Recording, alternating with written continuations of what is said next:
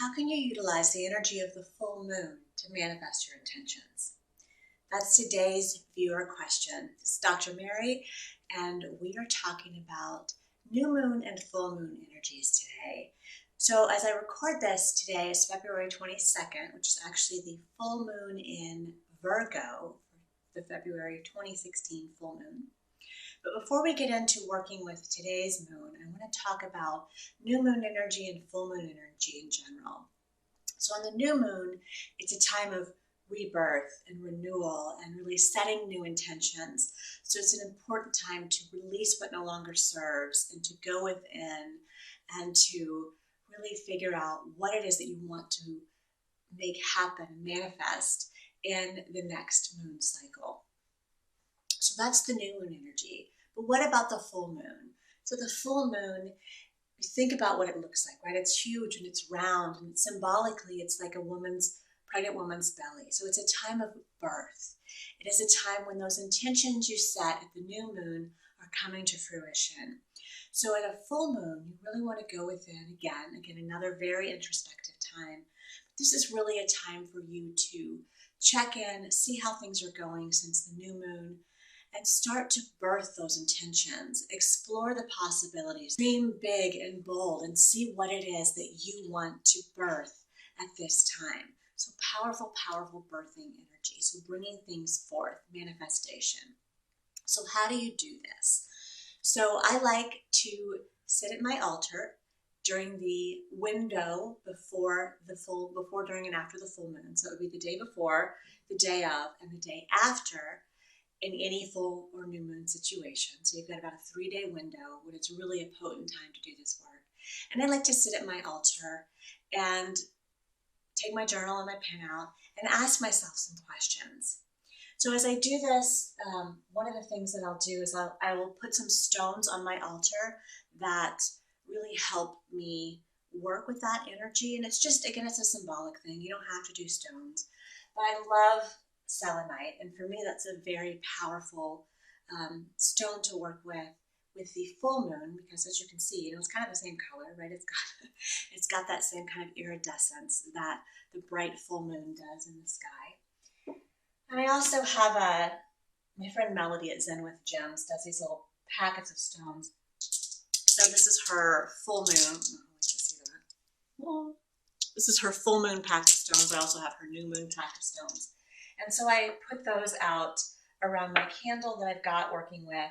I like to work with white candles, my little tea light white candles on the full moon, and black or dark blue twilight colored candles on the new moon. And again, for me, it's just symbolic. You don't need the props, but it helps me set the space and shut my mind down so I can really get in tune with myself.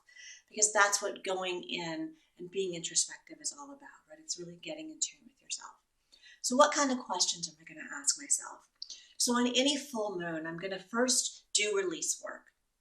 So anything that's come up between the new moon and the full moon, any emotions I'm processing, anything I'm struggling with at that particular time, the first thing I'm going to do is write it all down and then burn that to symbolically release it. So if I'm struggling with my inner mean girl, if I'm struggling with, so today, right? Today is my dad's 69th birthday, or it would have been had he still been living. So he's been gone for about 6.5 years.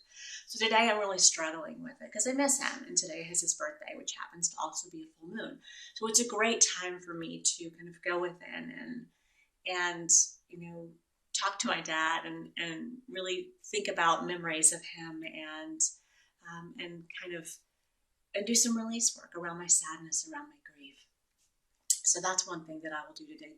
And then after you've done your release work, because it's a full moon, I would ask that you go back and look at the intentions you set at the new moon and really try to figure out how you're doing. So it's been roughly 2 weeks since our last new moon, about 2 weeks in between the new and the full moon. So it's a 28, 29-day cycle.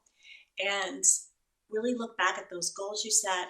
Where are you? It's time to evaluate your progress. Do those goals still make sense? Are there still things that you are seeking to give birth to in this moon cycle? If so, what aligned action steps can you take on the full moon to really help that intention come to fruition? Do you need to call somebody? Do you need to develop a new program? Do you need to do some work, brainstorming around how you're going to make this idea come to fruition? So how are you going to manifest the intentions you set at the new moon? So now is a great time to go within. The third part of what I like to do on a full moon, because it's a birthing time, is to really dream and explore and go within and really ask myself, what is it that I want? What do I really, what is it that I want in my life? What am I working on right now? What's calling to come forward at this point in my life? And access that energy of the full moon, harness that potential, and really help myself explore and dream a little bit.